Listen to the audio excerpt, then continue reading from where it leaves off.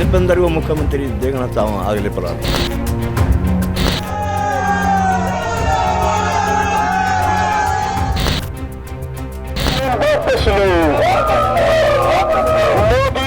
बड़ौदा उपचुनाव किसानों, कर्मचारियों, मजदूरों, दुकानदारों और छोटे कारोबारियों के लिए एक मौका है। ये मौका है सत्ता के घमंड में चूर लगातार जन विरोधी फैसले ले रही सरकार को सबक सिखाने का।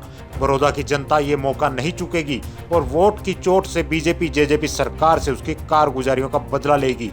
ये कहना है राज्यसभा सांसद दीपेंद्र सिंह हुड्डा का। सांसद दीपेंद्र का कहना है कि बड़ौदा के नतीजों के साथ ही गठबंधन सरकार की उल्टी गिनती शुरू हो जाएगी।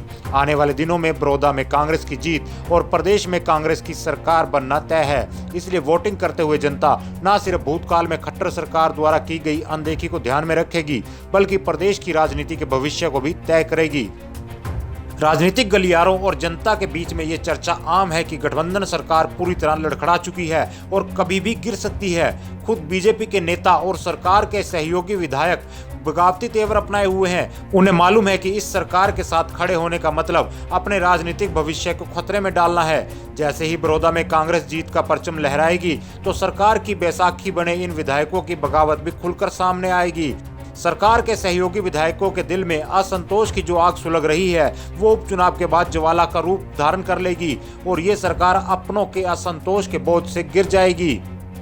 दीपेंद्र सिंह हुड्डा ने कहा कि जिस तरह से सरकार ने किसानों के काले कानून थोपे हैं, उससे गठबंधन के नेताओं और मंत्रियों का जनता के बीच में जाना मुश्किल हो गया है। हर जगह उन्हें विरोध का सामना करना पड़ता है।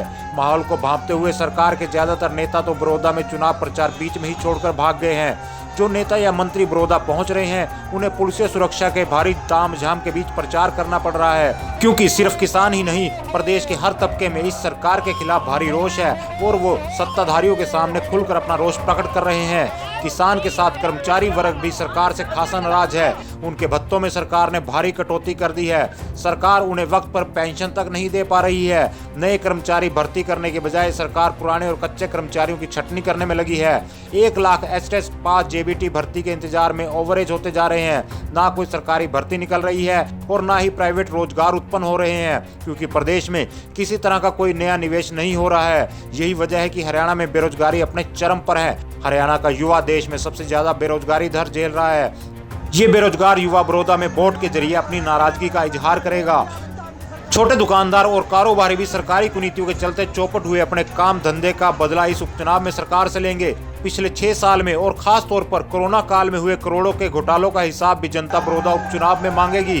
घोटालों के जरिए जनता का पैसा चंद घोटालेबाजों की जेब में डाल दिया गया और आम जनता जरूरी सुविधा और सेवाओं से वंचित रही। मौजूदा सरकार में सरकारी राजस्व घोटालेबाज लूटते रहे। प्रदेश पर कर्ज और जनता पर महंगाई का बोझ बढ़ता रहा। इसलिए बड़ौदा की जनता सिर्फ एक विधायक चुनने के लिए नहीं, बल्कि पूरे हरियाणा को मौजूदा सरकार के कुशासन से छुटकारा दिलवाने के लिए वोट करेगी।